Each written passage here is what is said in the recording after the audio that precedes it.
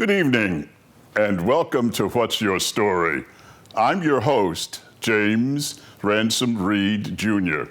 At the outset of the program, I'd like to ask you all in viewing land, if you have a story that you want to tell, please contact me at Jocko, that's Jocko, JockoJim @gmail.com, and I will answer you.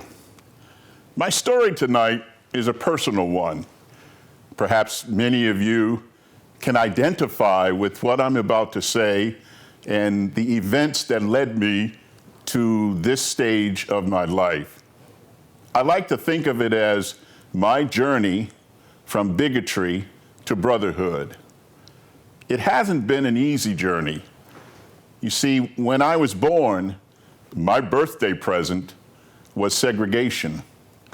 Segregated water fountains, segregated schools, even segregated cemeteries. That was my birthday present that America bestowed upon me simply because of the amount of melanin in my skin. And I grew up not liking people who didn't look like me because they didn't like me because I didn't look like them. But a pivotal event happened. As I was growing up, many pivotal events happened, but one in particular in my life changed my life forever. And I didn't know it at the time, but it did. I'm going to tell you a story. Busing came in when I was in grade school. And while we saw much of the violence in the nation over busing, many white families refusing to have their kids go to school with black kids, and the violence in the streets and the hatred and the unrest and the just brutal, vicious ugliness that followed the Brown versus Board of Education decision of May 1954. But there's another side of that many people don't know about, and that is the black families were not all that pleased to have their children removed from our safe communities and bused to a community where my parents felt I would be in jeopardy, harmful jeopardy, physical jeopardy, simply because I was who I am. And so there was a backlash in the black community as well. Many African Americans did not agree with busing. It wasn't something that we saw as the magic bullet that was going to make people change overnight. As President Eisenhower said to Dr. King, "Why do you want laws? It's not going to make people love you." And Dr. King correctly responded, "No, it won't, but it'll stop them from lynching us." And that was the whole point. So let me tell you a story. When busing came, I got sent out of my community to a school that was largely white. And I had a teacher. I now know what a wonderful teacher she was. But I was young, and I knew how to play the race game. It's one of the things you learn growing up. All kids learn it. We play the game with our parents. We play mom against dad, dad against mom. We all do that. In my house, we could play the race game because it was so prevalent and such an easy game to play. And what is the race game? Well, the race game is, if you're black, you can complain that everything is against you because of the color of your skin. And if you go to a school and you're not doing well, or if the track coach is on you or the football coach is on you, you could go home and complain that he was on you because you were black. That's the race game. And I played the race game when I went to a white school. I simply did not feel comfortable being around people who didn't look like me, because my whole experience up to that point had been being in my own schools, in my own community, in my own church, in my own stores, in my own neighborhood. And so when I was bused, it was a harrowing experience for me too. And I had this teacher, and she was on me. I just got to tell you that. What I remember of her, not her name, she was tall, she had blonde hair, and she had the biggest blue eyes I ever saw. In fact, I thought that 90% of her face were those blue eyes. But I spent a considerable amount of time in the corner because I misbehaved. I spent a considerable amount of time in the cloakroom. Now, many of you don't know what that is today, but in my day, when we went to school, you stopped in the cloakroom, which was connected to the class, and you put your coat up, and then you came and sat in your seat. And you could get sent to the cloakroom or to the principal's office if you misbehaved. Back then, teachers were more respected than they are today. Even white ones were more respected than they are today. And so I simply refused to behave and do what I know I should have done, and that was to sit down, be a student, and learn. And this teacher, she just wasn't having any of it for me, not a bit of it. And so I played the race game. I did. I would get on the bus and go home, and I would complain to my family that how she was on me all the time because I was black. She won't let me do this. She always picks me in the corner. She always sends me down to the principal's office. She does that because I'm black. And so I complained and complained and complained until finally my mother said, all right, I'm going to take you up to the school. And my mother was pretty filled with righteousness, if you, a kind word. She wanted to know why her little baby boy was being treated so badly by this teacher. And so the day came when we went to school. And on the ride to school, I remember thinking to myself, yeah, this teacher's gonna really get it now. Because Mom was pumped and primed, and she had on her favorite hat. You remember the hats you ladies used to wear back then. And I knew she was ready to give that teacher the what for. And so we arrived at the school, and my heart was pumping a million miles a minute because I was anticipating this teacher being brought down and being given her just desserts. Well, we arrived, and back in those days, the teacher's classroom, you could look in the classroom. They had a window in the door. And of course, the teacher knew my mother was coming with me. And so she was waiting on us when we arrived. And so my mother found the classroom, and I was tagging along beside her, and she knocked on the door, and the teacher beckoned us to come into the room. And so we went into the room.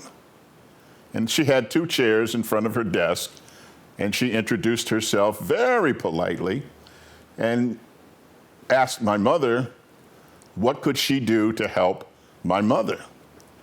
And my mother, not wanting to miss a beat, filled with anger over the way her little boy had been being treated as he had reported it to her, my mother said, I would like to know why my son is being treated so differently from the rest of the children. Now, bear in mind, I wasn't the only African-American kid in the classroom. It's important for you to know that. But my mother wanted to know, as any mother would, why their child was being treated so unfairly. And I remember thinking to myself sitting there, oh boy, Mom's got you now. And I sat back in the chair. I think my feet were dangling over the top of the chair. And I was ready for this teacher to not be able to defend herself. And I was ready for my mother to chew her up and spit her out. And after what seemed like a pause of a year, the teacher composed herself and began to speak to my mother. And she said this. She said, James is one of the brightest people I have ever met. And I refuse to permit him to get away without doing his very best. And I saw my mother's face, and I knew that the worm had turned, and I was in deep trouble. My mother shook hands with that teacher, and they began to talk about my misconduct in class and why I spent so much time in the corner, the cloakroom, or at the principal's office. And let me tell you, that was a very uncomfortable day at school for me because I knew I had to go home and face the music. But that teacher, I don't know her name. I don't know if she's still living or if she's left us. But to all teachers who demand the very best of us, I thank you.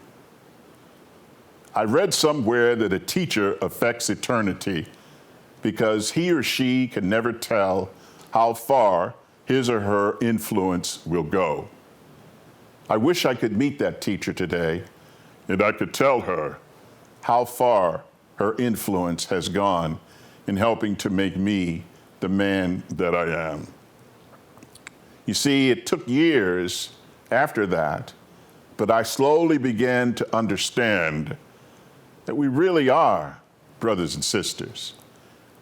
I began to understand that not all people participated in the bigotry and the hatred and the racism simply because of the color of their skin or mine. And it gave me a whole new perspective on life because prior to that, I thought if you were white, you hated me and that was the end of it. I was dead wrong. And to be fair, some of that message was conveyed to me by my family, who had their own issues with people of color, and justifiably so. And they had their own issues with white people, and justifiably so. It began to dawn on me that maybe there was something greater. Maybe there was something bigger. Maybe I needed to think a little bit more and act a little bit less. And so I began to wonder about this whole thing of race. I began to question why the hatred, why the bigotry. And around me were leaders like Martin Luther King and others who were preaching at the time that hate only gets hate. They were preaching at the time that we are one family in the eyes of God. And I began to go to schools where slowly information about African Americans was beginning to flow into the educational system. And so I didn't just learn about Thomas Jefferson and George Washington. I started to learn about George Washington Carver. I started to learn about Booker T. Washington. I started to learn about W.E.B. Du Bois. I started to learn about the fact that I came from kings and queens. I started to learn about the fact that Africans had a culture, a city, a banking system long before Europe. I started to learn, in short, that I was not a nobody with no history, no background, and no culture of substance. I started to learn about the contributions of African Americans in every endeavor of American life. And it made me proud to be who I am. You see, it offset the lies that said, because of the color of my skin, I wasn't as bright as somebody else who didn't have any melanin in their skin. Because of the color of my skin, I could never be president, or I could never be a governor, or I could never be a senator. I saw those things slowly changing around me, and it made me think more and more which side of the issue I was going to take. And of course, as in most families, particularly African American families, the church played a pivotal role in my developing as a young man. We would go to church. Sunday mornings was church. There was just no question about it. You weren't going anyplace else. You were going to church. And I remember they'd give you 2 nickels because the plate came around twice, and you had to put your nickels into the plate. And I remember the lively sermons that the pastors would preach. And I remember the choir, powerful singing of hymns.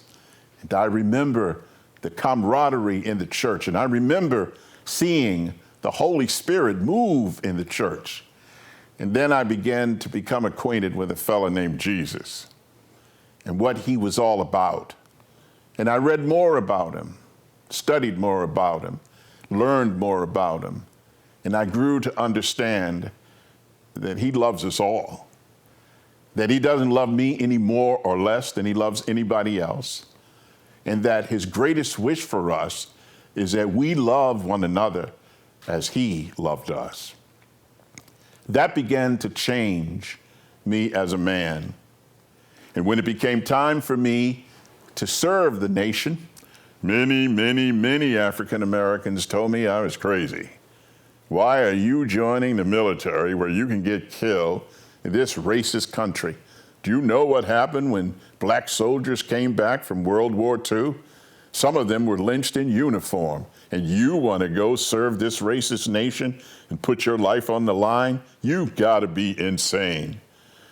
But you see, I began to realize that hate only gets you hate. That America wasn't only about those people who hated. It was about the Quakers who never went along with slavery. It was about the white men and women who helped along the Underground Railroad, leading slaves to freedom at great personal risk and physical risk to themselves. I began to learn things like the March on Washington on August 28, 1963, when 250,000+ people were there to support Dr. King and the March for Freedom and Equality. And it showed me that I was on the right side of history when I stood up and I said no to bigotry, whether it was practiced by a member of my family or by a complete stranger.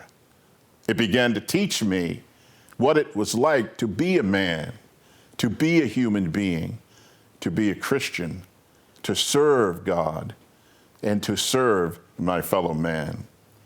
My journey from bigotry to brotherhood wasn't an easy journey.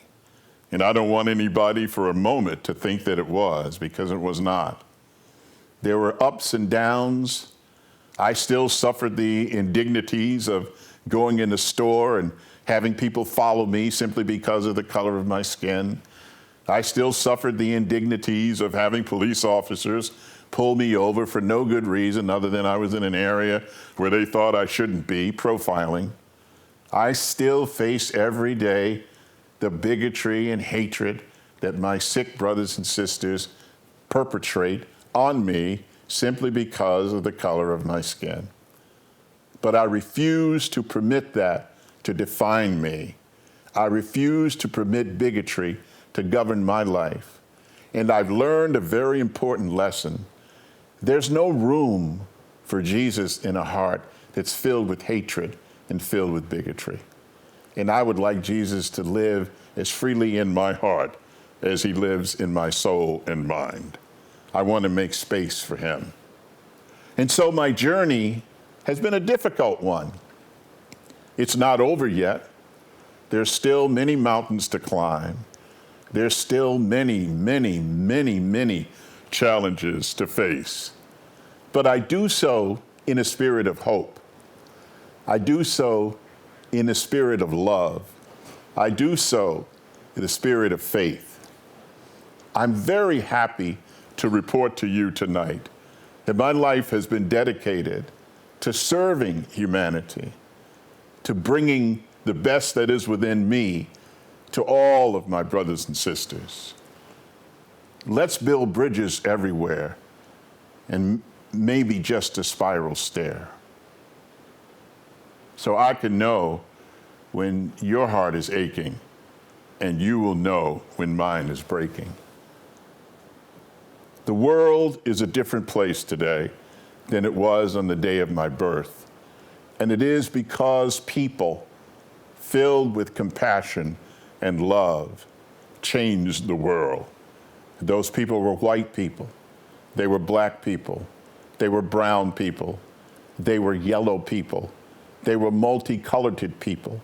They were gay people. They were bisexual people. They were homosexual people. They were all the colors of the rainbow and every faith imaginable. We changed America for the better. The shrill voices of hate will be silenced. And as I'm so fond of saying, the virus of hate is no match for the vaccine of love. And so my journey from bigotry to brotherhood has made me a better man. And I hope that it will do the same for you.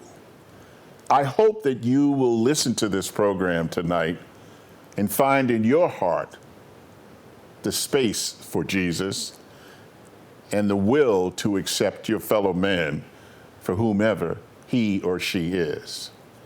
Let us not forget that in the final analysis, as Dr. King said, we will either learn to live together as brothers and sisters, or we will perish as fools. There's no alternative. And so I ask you to step up and be counted. Join the army of faith. Change the world. Be the change in the world that you want to see. Violence and hatred are not the way. Love is the only thing that can make of this old world a new world. Join me on my odyssey. I open not only my arms to you, but my heart as well. Be a part of something good. Leave a legacy that your family and your children will be proud of.